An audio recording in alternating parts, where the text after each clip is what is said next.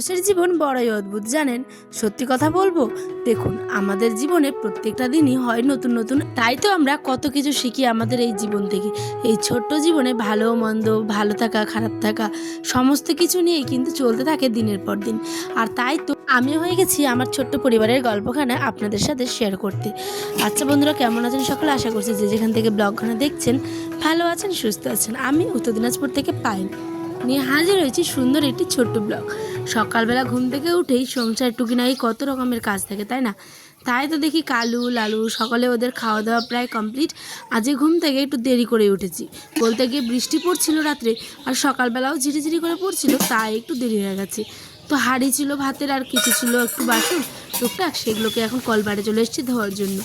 আর জানেনই তো কলপাড়েই তো একদম এত বড় লেবুর গাছের যে মৌচাকটা হয়ে যায়, সেটা তো গতকালের ভিডিওতে দেখেছিলাম আমি, তাই ভয়ে ভয়ে কাজ করতে হয়।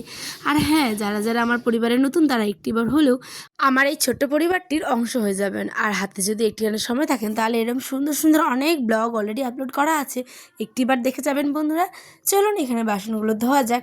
আর হ্যাঁ, একটা মনের কথা আজ আপনাদের সাথে শেয়ার করি, সেটা হচ্ছে আজকে সারাটা দিন না খেয়ে থাকতে হয়েছে জানেন। কারণ রান্না করার পরও যখন দেখবেন যে না খেয়ে থাকতে হয়, তখন এর থেকে বেশি কষ্ট আর হতে পারে না। সত্যি কথা বলতে আমরা মেয়েরা কী চাই বলুন তো?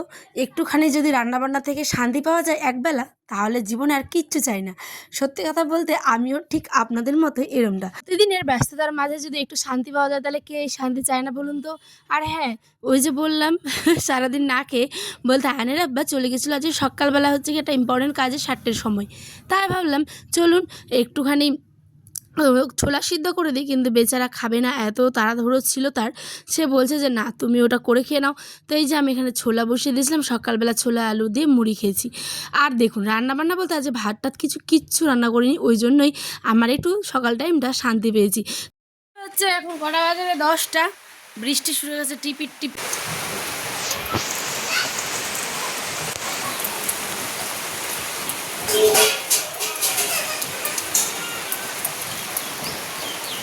মুড়িটাও খাওয়া দাওয়া হয়ে গেছে, তারপরে দেখি বৃষ্টি চলে এসছে। কারণ এই যে এখন তো বর্ষাকাল, বৃষ্টি রৌদ্র লেগেই থাকে। কারণ কতবার যে কাপড়গুলো তুলতে হয় এই বর্ষার সময়, দৌড়ে গিয়ে কাপড় মিলি, আবার দৌড়ে গিয়ে কাপড় তুলি, এই হচ্ছে কি আজকে আমাদের কাজ, সত্যি কথা বলতে। আর এখন জানেন বাজে হচ্ছে 10টার মতো, বললামই তো কাপড়গুলো মেলে দিই। আর আজকে ডিম সিদ্ধ করতে গিয়ে যা অবস্থা হয়েছে, সত্যি কথা বলতে আয়ান একদম মানে কি বলবো, হাফ বয়েল ডিম খেতে চায় না। আর আজকে ডিমটা আবার কি জানি কেমন হয়েছে, আজকে ডিমটা সেদ্ধই হয়নি, বলতে হাফ বয়েল হয়ে গেছে। আর আয়নসোনা তো সেটা খাবে না।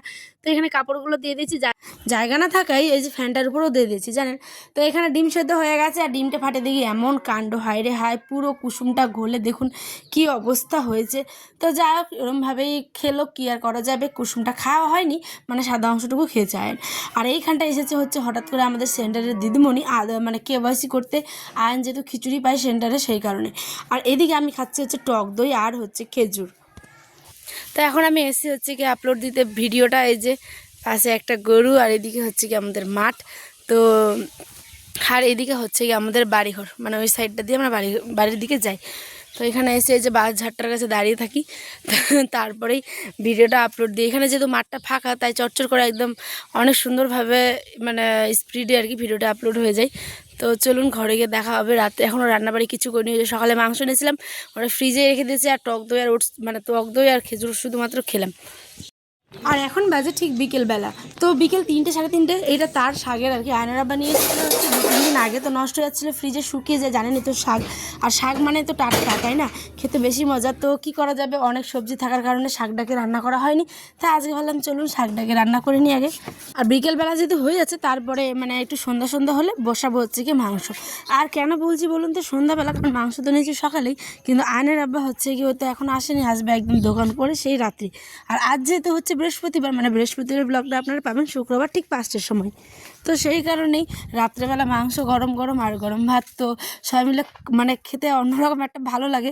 আমার কার কাছে কি জানি না, কিন্তু আমার কাছে এরকমটাই, একসাথে খেলে বেশি ভালো লাগে। তো ওই জন্য আমি দেরি করে ইচ্ছা করে আর কি রান্নাটা করি, ঠিক আছে। আর এই দিকে আমি কেটে নিচ্ছিলাম হচ্ছে গিয়ে পেঁয়াজ রসুন। এটা বুড়ি দুটা ফুপি আছে, নানি আছে, গাল্লা ধরে গাল্লা গাল্লা ধরবে নি ওকে বায়ো কি করে যন্ত্র বন্ধুরা তো সব কিছু কমপ্লিট। আর এই দিকে আমি বলছিলাম মানে আমার ওটা হচ্ছে নানিয়া শাশ আর ওটা হচ্ছে ফুপি শাশ, মানে সম্পর্কে গ্রামেরই আর কি। তো ওনাদের সাথে আমি যেহেতু নাতনি হবো তো সেই জন্য সবসময় মজা হাসি ঠাট্টা চলতে থাকে। আর ওটা আমরা গ্রামের ভাষায় বলছিলাম যে গাল্লা ধরো গাল্লা, মানে আমাদের দিকে বলে আমারকে হামার, আর আমার বাবার দিকে বলে আবার মানে কি বলবো সব উল্টো, এখানে উত্তর দিনাজপুর মানে সব উল্টো, ঠিক আছে। বলে হামার বাড়ি কে আসবেন এরকম টাইপের, ঠিক আছে, কে যাবেন এইরকম আমাদের গ্রামের ভাষা। তো আর আমাদের দিকে আবার বলে যে খুনা যাবেন এরম টাইপের, ঠিক আছে।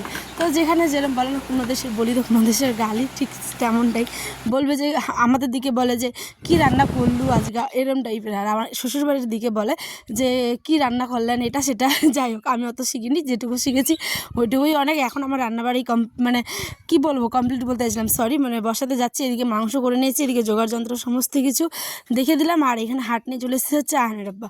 ও বাবা আজকে এনেছে হচ্ছে গিয়ে আবার মানে ছোটো ছোটো ডাঁটার মানে ঝোল খাওয়ার জন্য আর কি, শাকের যেটা হয় সেটা, ডাঁটা শাক, কচু, বেগুন, এই সমস্ত কিছু।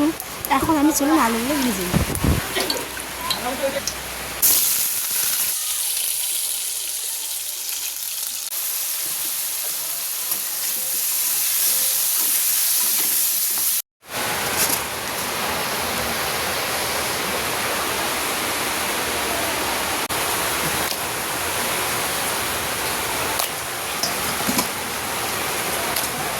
আর হ্যাঁ, মাংস কিন্তু আমি এরমভাবে রান্না করি যে কাঁচা মাংস, কাঁচা পেঁয়াজ রসুন সমস্ত কিছু একসাথে, মশলা টশলা, তেল টেল, তেজপাতা সমস্ত কিছু, হলুদ লবণ দিয়ে পেস্ট করে মাংসটাকে মানে মাখিয়ে, এটা যেহেতু লাল মাংস তো সেই কারণে মানে ভালো করে, বিফ মাংস আর কি, তো সেই কারণে ভালো করে রান্না করলে দারুণ লাগে খেতে।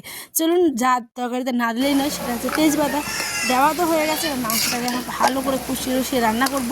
আর তার মধ্যে চলে এসেছিলো হচ্ছে কি রাত্রে বৃষ্টি। তেল এখানে আমার একটু কম মনে হলো, আর মাংসতে দেখবেন তেল না দিলে বেশ মানে কেমন যেন একটা লাগে, তো সেই কারণে ভালো করে তেল দিয়ে চাপা দিয়ে দিলাম।